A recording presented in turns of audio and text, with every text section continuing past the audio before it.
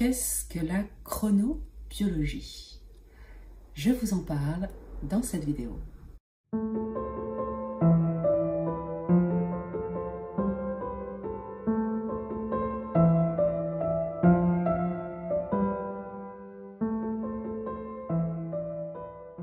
Bonjour, je suis Bérangère Musard, je suis médium, thérapeute et coach en développement personnel. Je fais également des formations et des ateliers que vous pouvez retrouver sur le site www.passeursénergétique.fr. Alors aujourd'hui, on parle de chronobiologie. Qu'est-ce que c'est que la chronobiologie? Chronos, le temps, biologie, la logique du vivant, tout simplement. Donc c'est la logique du vivant à travers le temps. Quel temps? Son propre temps. Le temps personnel.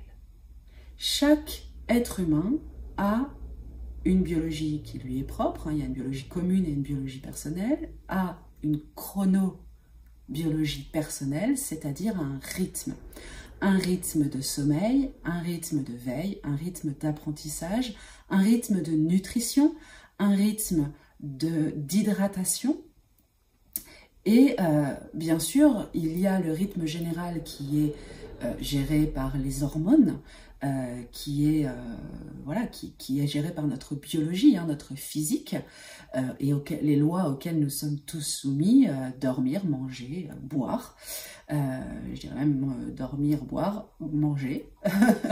et puis il y a le rythme énergétique. Et finalement, la chronobiologie, pour moi, à mon sens, mais c'est ma vérité, va plus nous faire prendre conscience de notre rythme énergétique, c'est-à-dire des moments où nous sommes dans une poussée d'énergie ou dans une baisse d'énergie. Il y a la chronobiologie qui est axée sur l'énergie physique, l'énergie émotionnelle et l'énergie mentale. Ça, c'est des petites applications qu'on peut trouver sur la chronobiologie, qui vont vous montrer 3 courbes, et dans ces 3 courbes, eh bien, elles ne sont pas toujours alignées, parfois on est au plus bas émotionnellement, mais au plus haut physiquement, parfois c'est mentalement, parfois c'est intellectuellement, etc. Donc ça vous permet d'avoir un regard sur votre rythme de manière générale, même si c'est pas toujours le cas. Parfois on peut avoir vraiment un émotionnel très haut et en fait avoir une journée un peu difficile émotionnellement, donc, mais on va avoir plus de facilité à gérer cet émotionnel parce qu'on est sur une courbe haute. Et parfois la journée est bien, mais on se sent fragile émotionnellement et c'est parce qu'on est au bas de la courbe émotionnelle. Donc même chose au niveau physique, même chose au niveau mental. Donc ça, ce sont des rythmes que l'on peut trouver juste en marquant sa date de naissance, son heure de naissance, son lieu de naissance, et puis on va avoir une base, c'est une base sur laquelle s'appuyer. Mais on a surtout des chronorhythmes qui sont aussi plus subtils et qu'il faut avoir à l'écoute. Alors, bien sûr, il y a des schémas classiques qui ont été mis en place, je pense au livre « Quand ?» de, je ne sais plus son nom, je vous mettrai à la limite la référence dans les commentaires.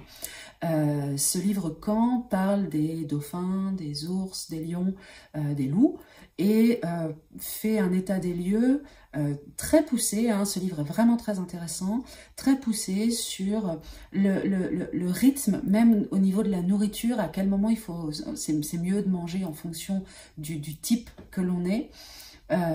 Quand est-ce que c'est mieux de dormir, le nombre d'heures de sommeil, même quand est-ce que c'est mieux d'avoir des rapports sexuels ou pas, à quel moment c'est bon ou pas de se disputer avec son compagnon ou sa compagne. Donc il a vraiment poussé le truc très très loin et c'est très intéressant et c'est assez fidèle lorsqu'on a découvert quel type de rythme on est.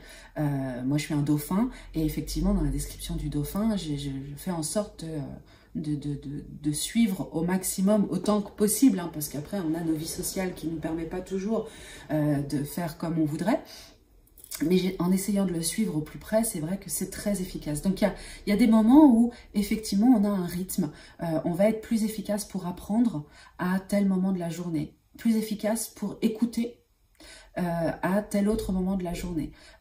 Des temps où il est essentiel de se reposer, de ne rien faire, soit de se reposer, soit de méditer. Il y a certains profils qui ont besoin de plus méditer que d'autres, certains profils qui ont besoin de moins dormir que d'autres, etc., etc. Mais la meilleure analyse du chronorhythme que vous pouvez faire, c'est le vôtre, c'est vous. C'est vous qui pouvez vous connaître et comprendre. Parce que, ok, on va prendre la chronobiologie sur une application avec les 3 courbes dont je vous ai parlé en premier. Ensuite, vous allez étudier le livre Quand et dans ce livre, vous allez découvrir votre profil. Vous allez associer les deux. Ok, mais en même temps, il y a le rythme de l'homme et le rythme de la femme qui n'est pas le même. Le rythme d'un haut potentiel ou d'un hyperactif qui va être encore différent. Le rythme de quelqu'un qui a des problèmes de thyroïde ou qui n'en a pas, de quelqu'un qui va être malade ou qui ne va pas être malade. Le rythme en fonction aussi de la sensibilité aux énergies, de l'hypersensibilité, le rythme en fonction aussi de l'écoute personnelle de sa propre façon de vivre. Voilà. Enfin, il y a énormément de choses à prendre en considération. En fait, ce que veut dire la chronobiologie est une base sur laquelle s'appuyer, mais en fait, c'est un début. Parce que le meilleur rythme que vous pouvez trouver, c'est de vous observer et de vous connaître. C'est de comprendre et d'accepter surtout comment vous fonctionnez. Et d'arrêter d'essayer de vous calquer sur le rythme extérieur. On m'a dit qu'il fallait faire comme ça. Il faut faire comme ça. On m'a dit 3 repas par jour, je fais 3 repas par jour. Et bien peut-être que vous n'êtes pas fait pour avoir 3 repas par jour. Peut-être que vous êtes fait pour manger très peu, mais toutes les 2 heures. Peut-être que vous avez un métabolisme. C'est tout ça qui est spécifique, qui fait que. Peut-être que vous n'avez besoin de ne pas manger le matin, mais de faire un vrai repas à 11h ou 10h30 et ensuite ne plus manger jusqu'à 22h. C'est à vous d'aller écouter ce rythme-là. En fait, que ce soit en spiritualité ou en humanité, ou vous l'appelez comme vous voulez, l'essentiel, c'est de s'observer, de s'écouter, et en s'observant, de s'accepter. C'est-à-dire d'accepter que vous êtes mieux et vous vous sentez plus actif à tel moment. Vous vous sentez mieux quand vous mangez telle chose et quand vous arrêtez de manger telle chose. Vous vous sentez mieux si vous buvez tant d'eau à tel moment, etc., etc., etc. Et d'arrêter d'essayer de trouver des réponses à l'extérieur, parce que l'extérieur n'est qu'une base, n'est qu'une norme. De manière générale, on pense comme ça. De manière générale, on fait comme ça. Mais ça ne veut pas dire que c'est juste pour vous. Ça ne veut pas dire que c'est bien. Ça ne veut pas dire que c'est mal. Ça veut juste dire que, de manière générale, on a constaté que pour vivre en société, on a constaté que, et on a posé des règles de ceci, ceci et ceci. Ok. Mais vous, comment vous fonctionnez ? Et à la limite, observez-vous. Prenez-vous un agenda qui fait du heure par heure et notez à chaque heure, chaque jour. Et si vous êtes une femme, prenez en considération votre cycle parce que 3 jours avant les règles, le premier jour des règles, 3 jours après les règles, comment vous vous sentez avant l'ovulation, au moment de l'ovulation, après l'ovulation. En termes de cycle féminin, c'est encore plus compliqué. Donc si vous êtes une femme zèbre avec des problèmes de thyroïde et encore que vous avez découvert que vous êtes je sais pas dauphin ou loup et que vous êtes encore vous n'êtes pas ménopausée, hein, vous êtes encore dans des cycles lunaires et qu'en plus vous êtes hypersensible, personne ne va vous donner le bon rythme, personne, c'est juste impossible.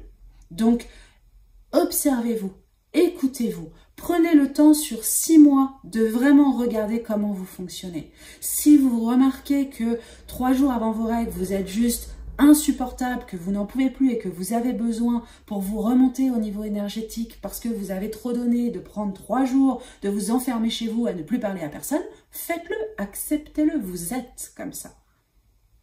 Les gens vous accepteront si vous leur dites comment vous êtes et comment vous fonctionnez.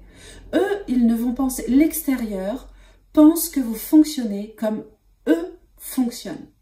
Donc vous ne pouvez pas attendre de l'extérieur qu'ils comprennent qui vous êtes. C'est à vous d'aller chercher votre rythme, de l'appliquer, d'être vigilant, d'être à l'écoute, de vous accepter. Et si vous voulez être compris ou accepté par l'extérieur, d'expliquer à l'extérieur comment vous fonctionnez. Et ce sera OK. Donc la chronobiologie, on a des outils qui nous permettent de poser une base. Posons cette base, allez découvrir si vous êtes un lion, un loup, un ours ou un dauphin, allez découvrir vos 3 courbes, allez découvrir aussi si besoin votre design humain ou votre profil de l'énéagramme si ça parle plus pour vous. Ça va vous aider à comprendre comment vous fonctionnez et quel est votre rythme. Si vous donnez beaucoup d'énergie d'un coup et ensuite vous avez besoin de vous mettre dans une grotte, ou si vous êtes plutôt lent à démarrer mais à tenir une structure, etc., etc.